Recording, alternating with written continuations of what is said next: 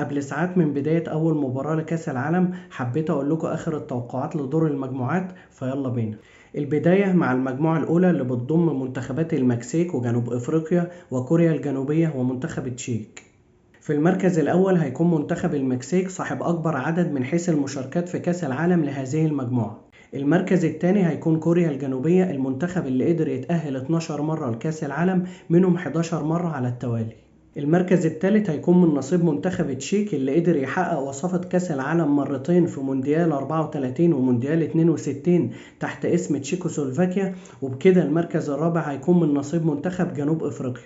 نيجي للمجموعة التانية اللي بتضم منتخبات كندا والبوسنة والهرسك وقطر وسويسرا. المركز الأول سويسرا، المنتخب اللي قدر يوصل لدور ربع النهائي 3 مرات في تاريخه في مونديال 34 و38 و54. في المركز الثاني منتخب البوسنة والهرسك اللي قدر يتغلب على منتخب إيطاليا بركلات الترجيح في الملحق الأوروبي عشان يتأهل لكأس العالم 2026. المركز الثالث منتخب كندا صاحب الأرض والجمهور وأول منتخب هيتأهل معانا كأفضل توالت.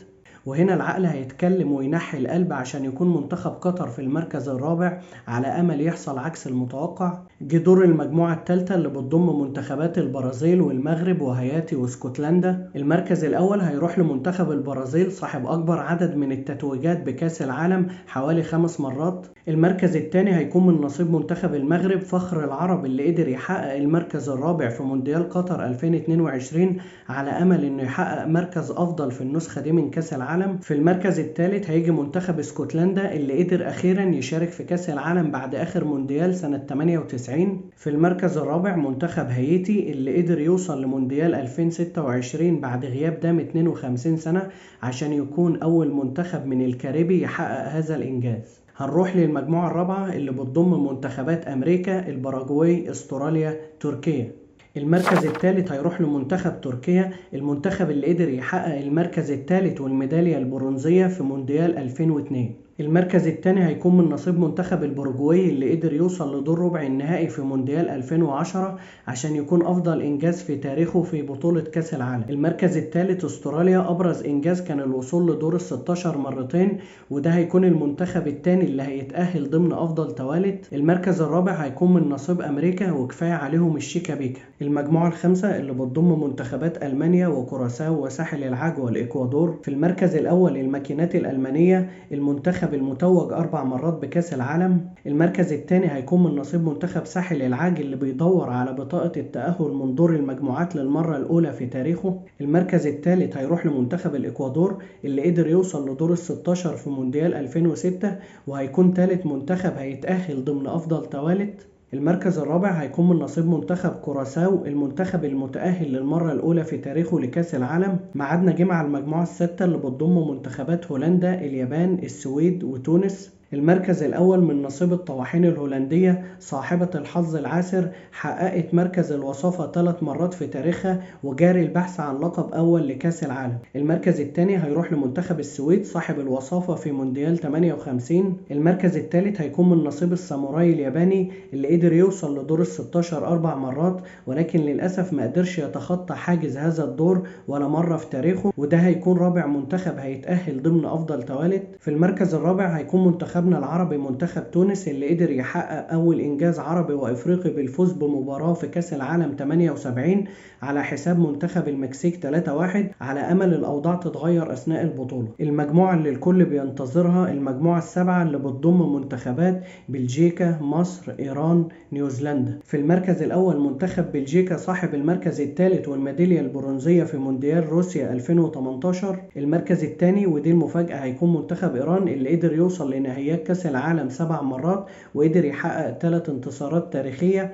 وهو قدام تحدي كبير خصوصا ان البطولة على الأراضي الأمريكية. المركز الثالث من نصيب منتخبنا الوطني المنتخب المصري صاحب إنجاز أول منتخب عربي وإفريقي يشارك في مونديال 34، بالإضافة ان دي المرة الرابعة في تاريخ مصر من حيث المشاركة في نهائيات كأس العالم. كل مرة بنحط توقعات على المنتخب أكبر من إمكانيات اللاعبة، ولكن المرة دي عندنا الفرصة ان احنا نتأهل من دور المجموعات، ولكن كخامس منتخب هيتأهل ضمن أفضل توالت، وبكده نكون نحينا العاطفة واخترنا بالعقل. في المركز الرابع منتخب نيوزيلندا، المنتخب اللي ما خسرش ولا مباراة في دور المجموعات في مونديال 2010 ولكن خرج ب3 تعادلات. المجموعة الثامنة اللي بتضم منتخبات أسبانيا والراس الأخضر والسعودية والأوروجواي. في المركز الأول منتخب أسبانيا المتوج بمونديال 2010 للمرة الأولى في تاريخه. في المركز الثاني هيجي منتخب الأوروجواي بطل العالم مرتين في مونديال 30 وكانت ساعتها الأوروجواي هي البلد المستضيف، بالإضافة لمونديال 50 في البرازيل. المركز الثالث هيكون من نصيب الأخضر السعودي اللي قدر يوصل لدور ال16 في مونديال أمريكا 94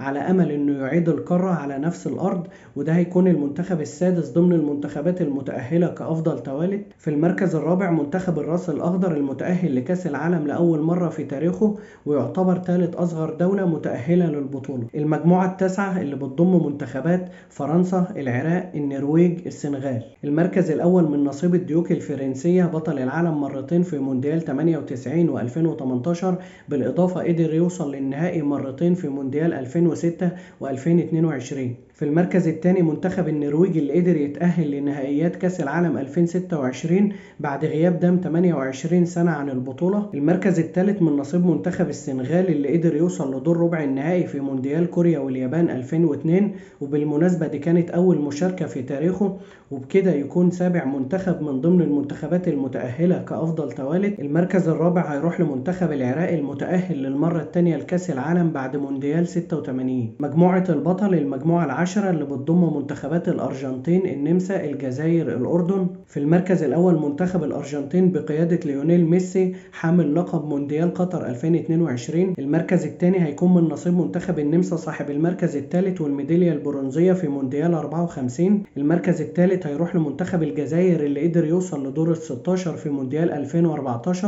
وبكده يكون ثامن منتخب من ضمن المنتخبات المتأهلة كأفضل توالد. في المركز الرابع هيكون منتخب الأردن المتأهل للمرة الأولى في تاريخه لكأس العالم. المجموعة ال11 اللي بتضم منتخبات البرتغال، أوزبكستان، الكونغو الديمقراطية وكولومبيا. المركز الأول من نصيب منتخب البرتغال بقيادة النجم كريستيانو رونالدو الطامح لحصد أول لقب كأس عالم في تاريخه. المركز الثاني هيروح لكولومبيا اللي قدر يوصل لدور ربع النهائي في مونديال البرازيل 2014. المركز الثالث لمنتخب الكونغو الديمقراطية صاحب ثاني مشاركة لكأس العالم بعد مونديال 74. أما المركز الرابع فلمنتخب أوزبكستان صاحب المشاركة الأولى في كأس العالم.